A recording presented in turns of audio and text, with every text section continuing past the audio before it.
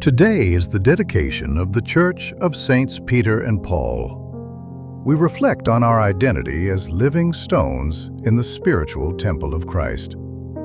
May the legacy of Saints Peter and Paul inspire unity, purpose, and faith in our lives.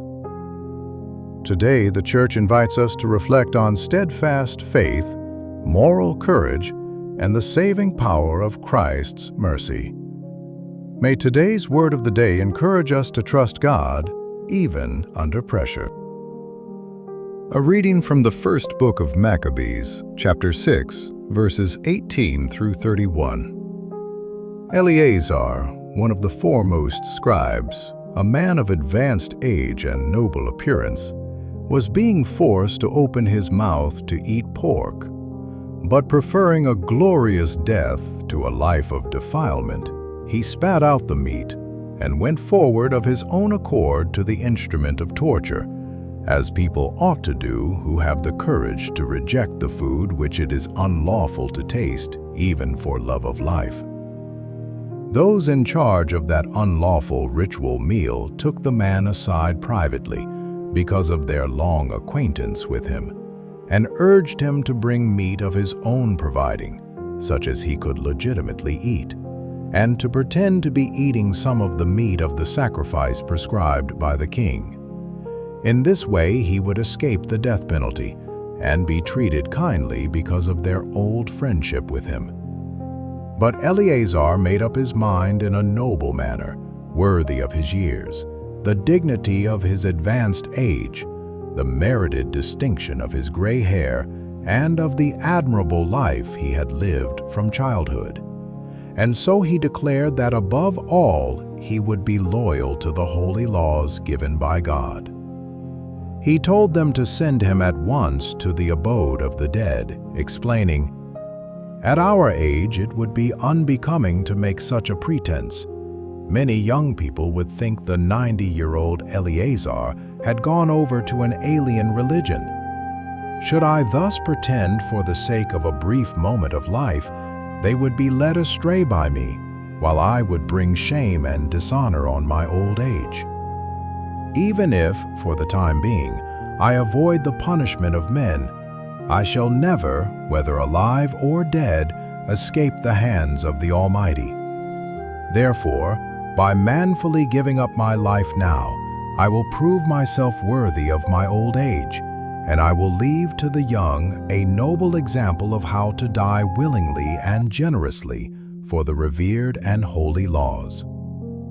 Eleazar spoke thus and went immediately to the instrument of torture. Those who shortly before had been kindly disposed now became hostile toward him, because what he had said seemed to them utter madness. When he was about to die under the blows, he groaned and said, "The Lord in his holy knowledge knows full well that, although I could have escaped death, I am not only enduring terrible pain in my body from this scourging, but also suffering it with joy in my soul because of my devotion to him." This is how he died, leaving in his death a model of courage and an unforgettable example of virtue, not only for the young, but for the whole nation. From the Gospel according to Luke, chapter 19, verses 1 through 10. At that time, Jesus came to Jericho and intended to pass through the town. Now a man there named Zacchaeus, who was a chief tax collector and also a wealthy man, was seeking to see who Jesus was. But he could not see him because of the crowd, for he was short in stature. So he ran ahead and climbed a sycamore tree in order to see Jesus, who was about to pass that way. When he reached the place, Jesus looked up and said, "Zacchaeus, come down quickly, for today I must stay at your house." And he came down quickly and received him with joy. When they saw this, they began to grumble, saying, "He has gone to stay at the house of a sinner." But Zacchaeus stood there and said to the Lord, "Behold, half of my possessions, Lord, I shall give to the poor.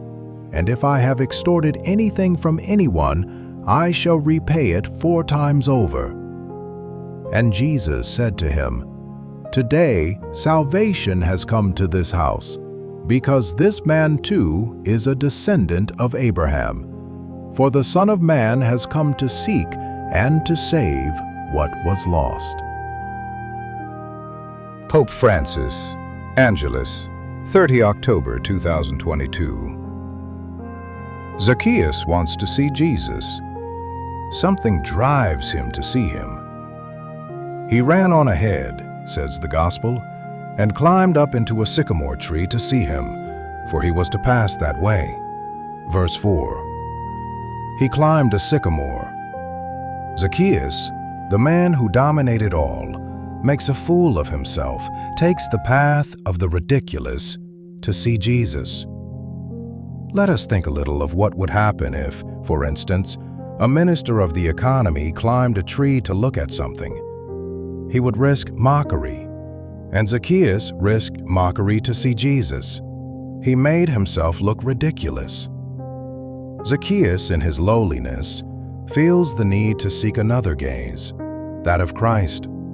He does not know him yet, but he awaits someone who will free him from his condition morally low to bring him out of the mire in which he finds himself.